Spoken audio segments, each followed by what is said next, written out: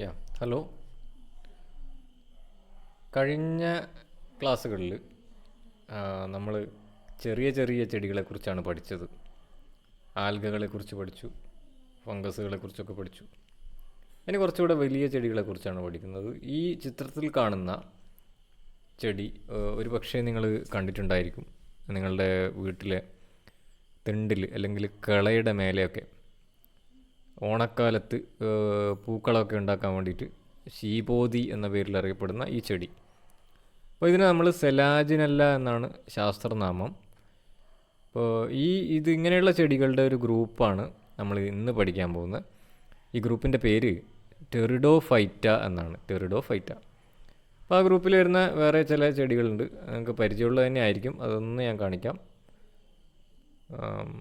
ഈ ചെടി ഒരു പക്ഷേ നിങ്ങൾ കണ്ടിട്ടുണ്ടായിരിക്കും. ഇത് നമ്മുടെ കിണറിനകത്തൊക്കെ അല്ലെ കുത്തനെയുള്ള കിളയുടെ മേലെയൊക്കെ ഇത് കാണാം. ഇതിൻ്റെ പേര് നെഫ്രോലെപ്പിസ് എന്നാണ്. ബൊക്കയൊക്കെ ഉണ്ടാക്കാൻ വേണ്ടിയിട്ട് ഈ ചെടി എടുക്കാറുണ്ട്. ഇതിൽ പലതും നമ്മൾ ഇന്ന് പഠിക്കുന്ന പല ചെടികളും ഓർണമെൻ്റൽ ആയിട്ടുള്ള പ്ലാന്റ്സ് ആണ്. അതായത് അലങ്കാര ആവശ്യങ്ങൾക്ക് വേണ്ടി ഉപയോഗിക്കുന്ന പ്ലാന്റ് കൂടിയാണ്. വേറൊന്ന് നിങ്ങൾ കണ്ടിട്ടുണ്ടാവുക ഈ ചെടി നിങ്ങൾ കണ്ടിട്ടുണ്ടായിരിക്കും. ഇത് നമ്മുടെ വീട്ടുപറമ്പിലൊക്കെ എളുപ്പം ഉണ്ടാകുന്നൊരു ചെടിയാണ്. മലയാളത്തിൽ ഇതിന് പുത്രൻചാരി എന്നാണ് വിളിക്കുക. പുത്രൻചാരി കാരണം ചാരുന്നിടത്തെല്ലാം പുത്രനെ ഉണ്ടാക്കും എന്ന് വെച്ചാൽ എവിടെയാണോ ഇത് പോയി ടച്ച് ചെയ്യുന്നത് അവിടുന്ന് പുതിയൊരു ചെടി ഉണ്ടായി വരും. അതുകൊണ്ട് അതിനെ പുത്രൻചാരി എന്നാണ് വിളിക്കുക. അപ്പോൾ അടിയാൻഡം എന്നാണ് ഇതിൻ്റെ ശാസ്ത്രനാമം. അപ്പോൾ ഇങ്ങനെയുള്ള ചെടികളെല്ലാം ചേർന്ന ഗ്രൂപ്പ് ആണ് ഈ ടെറിഡോഫൈറ്റ എന്ന് പറയുന്നത്. അപ്പോൾ നമുക്ക് ഈ ഗ്രൂപ്പിൻ്റെ ടെറിസ്റ്റിറോൺ എന്ന് പറഞ്ഞാൽ തൂവൽ എന്നുള്ള അർത്ഥമാണ്. ഫെദർ അത് തൂവൽ പോലെയാണ് ഇതിൻ്റെ ഇലകളൊക്കെ കാണുക. നിങ്ങൾ നോക്കിയാൽ മനസ്സിലാവും. ഇതെല്ലാം ഒരു തൂവലിൻ്റെ പോലെയുള്ള ഇലകളാണ്. ഈ ചിത്രങ്ങളെല്ലാം കാണാം. ഇതൊരു തൂവൽ പോലെയുള്ള ചെടികളാണ്. അപ്പോൾ ഫെദർ ലൈക്ക് ആയിട്ടുള്ള ഇലകളോട് കൂടിയ ചെടികളാണ്. അപ്പോൾ ഇതിൻ്റെ സ്ട്രക്ചർ നോക്കുകയാണെങ്കിൽ ഇതെങ്ങനെയാണ് ഉണ്ടാവുക? അടിഭാഗത്ത് തണ്ടിൻ്റെ അടിഭാഗം വേരില്ല, കാര്യമായിട്ട് വേരൊന്നും ഉണ്ടാവില്ല. അടിഭാഗത്തുള്ള തണ്ടിൻ്റെ പേര് റൈസോം എന്നാണ്. അത് മണ്ണിൻ്റെ അടിയിലാണ് പൊതുവെ ഉണ്ടാവുക. പിന്നെ ഉണ്ടാവുക ഈ ഇലയാണ്. ആ ഇലയുടെ പേരാണ് ഫ്രോണ്ട് എന്നാണ് വിളിക്കുക. ഫ്രോണ്ട്. അപ്പോൾ ഫ്രോണ്ടിന് ഒരു സ്റ്റൈപ്പ്, അതായത് ചെറിയൊരു തണ്ടും പിന്നെ കുഞ്ഞു കുഞ്ഞായിട്ടുള്ള കുറേ ഇല ഉണ്ടാവും. ഈ കുഞ്ഞിലകളുടെ പേര് പിന്ന എന്നാണ്. പിന്ന അതാണ് അതിൻ്റെ ഒരു ജനറൽ ആയിട്ടുള്ള ഒരു സ്ട്രക്ചർ എന്ന് പറയുന്നത്. അത് തന്നെയാണ് ഇതും.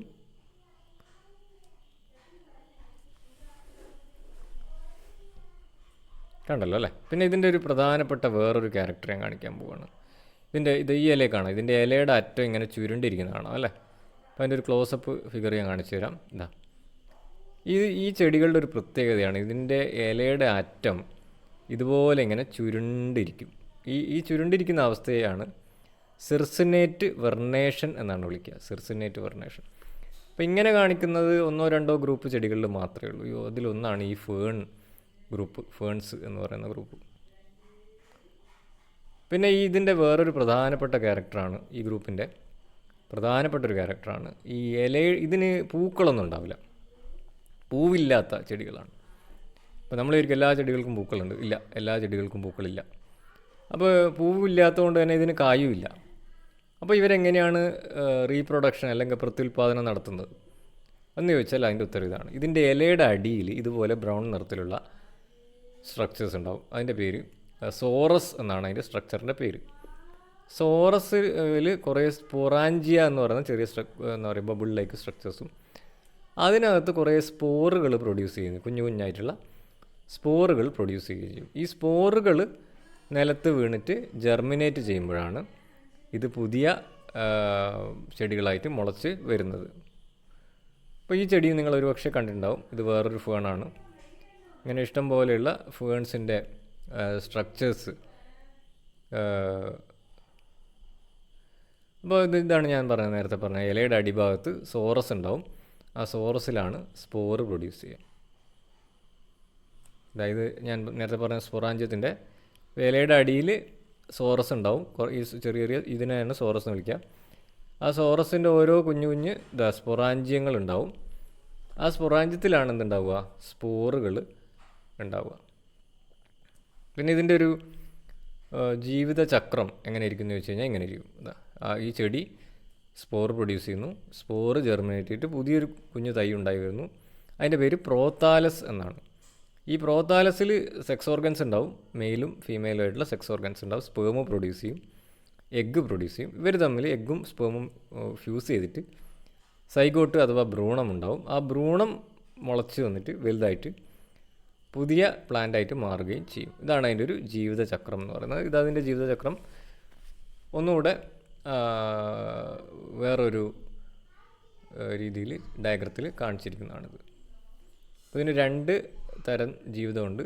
ഒരു ഡിപ്ലോയിഡ് ആയിട്ടുള്ള ക്രോമസോം നമ്പർ ഡിപ്ലോയിഡ് ഡബിൾ ആയിട്ടുള്ളൊരു ഫേസും ക്രോമസോം നമ്പർ പകുതിയായിട്ടുള്ള ഹാപ്ലോയിഡ് ഫേസ് എന്നാണ് അതിന് വിളിക്കുക. അത്രയും ഡീറ്റെയിൽസിലൊക്കെ ഒന്നും നമ്മൾ ബേസിക് ബോട്ടണി ലെവലിലേക്കൊന്നും പോകേണ്ടതില്ല. MLD കോഴ്സിൽ അതിൻ്റെ ഒന്നും ആവശ്യമില്ല. അപ്പോൾ ജസ്റ്റ് ഇതിൻ്റെ ക്യാരക്ടേഴ്സ് എല്ലാം ഒന്ന് മനസ്സിലാക്കിയിരിക്കുക എന്ന് മാത്രമേ ഉള്ളൂ. അപ്പോൾ പ്രധാനപ്പെട്ട ചെടികളെക്കുറിച്ചൊക്കെ ഞാൻ പറഞ്ഞു. ഇതിൻ്റെ ഈ ചെടികളുടെ എന്താ പറയുക എക്കണോമിക് ഇമ്പോർട്ടൻസ് എന്താണ്, എന്തിനു വേണ്ടി ഇത് ഉപയോഗിക്കുന്നു എന്ന് ചോദിച്ചു കഴിഞ്ഞാൽ പലതും അലങ്കാര ചെടികളാണ്, ചിലതൊക്കെ മരുന്ന് ചെടികളാണ്.